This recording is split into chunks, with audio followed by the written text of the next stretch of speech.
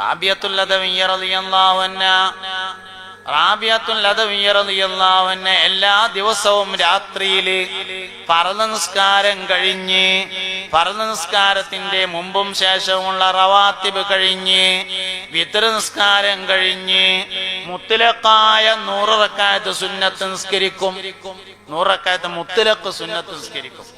ആ സുന്നത്ത് കഴിഞ്ഞിട്ട് ഇങ്ങനെ ദ്വാരക്കും, അല്ലാഹുവേ റാബിയന്റെ ഈ 100 റക്അത്ത് നിന്റെ സ്വർഗം ലഭിക്കാൻ വേണ്ടി മാത്രമല്ല, നാളെ മഹ്ശറയിൽ വരുമ്പോ കോടാനക്കോടി ആളുകൾ ഒരുമിച്ച് കൂടിയ സദസ്സില് ഞാനിങ്ങനെ നടന്നു പോകുമ്പോ എല്ലാ ദിവസവും രാത്രിയില് 100 റക്അത്ത് മുത്ലഖൻ സുന്നത്ത് നിസ്കരിച്ചിരുന്ന റാബിയ അല്ലേ ആ പോണത് എന്ന് മുത്തുനബി ചോദിക്കുമ്പോ സല്ലല്ലാഹു അലൈഹി വസല്ലം കേൾക്കാൻ ഒരു രസമുണ്ട്. അതിനാണ് ഈ 100 റക്അത്ത്.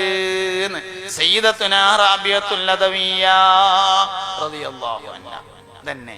മുൻഗാമികൾ അങ്ങനെ പഠിച്ചാൽ നമ്മളെ നിക്കാരെ ഒടുക്കെത്തിയിട്ടില്ല എന്ന് മനസ്സിലാവും.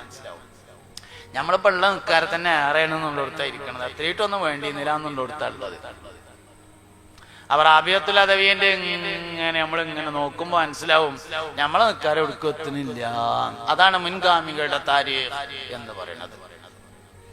അതുകൊണ്ട് മുൻഗാമികളായ ആളുകളുടെ താരീഖുകൾ പഠിച്ചിട്ട് ജീവിതത്തിൽ കൊണ്ടുവരിക. എന്തൊക്കെയാണ് അവരുടെ ജീവിതത്തിൽ ഉണ്ടായിരുന്നത് എന്ന് നോക്കിയിട്ട് കൊണ്ടുവരിക. ജുമഅക്ക് നേരത്തെ പോണം, എല്ലാരും കഴിയണത്ര നേരത്തെ ജുമഅക്ക് എല്ലാരും പോണം. വെള്ളിയാഴ്ച ഓതണം. നമ്മൾക്കൊക്കെ നല്ലത് സുബീന്റെ ശേഷം ഓതലാണ്. കാരണം എത്ര നേരത്തെ പോകണം എന്ന് പറഞ്ഞാൽ നമ്മൾ വാങ്ങിക്കൊടുത്തിട്ടേ പോകുള്ളൂ. ഉള്ള അൽക്കഫ് പോവാതിരിക്കാൻ ഏറ്റവും നല്ലത് സുബീന്റെ ശേഷം ഓതാ. ചെന്നിട്ട് ഓതാൻ നിൽക്കണ്ട, ചൊല്ലൂല. പിന്നെ എന്താ കാട്ട? സുബീക്ക് ഓതാ. ഒരാളൊരു വെള്ളിയാഴ്ച അൽക്കഫ് ഓതിയാൽ അടുത്ത വെള്ളിയാഴ്ച വരെ അതവന് 100 പ്രകാശമായിരിക്കുമെന്ന് അഷ്റഫുൽ വറാ ഹബീബുനാ റസൂലുള്ളാഹി. 100 പ്രകാശം എന്നത്, 100 എന്നത് ഈമാനിന്റെ സിംബലാണ്. ഈമാൻ എന്നതിന് പകരം ഉപയോഗിക്കുന്ന വാക്കാണ് 100.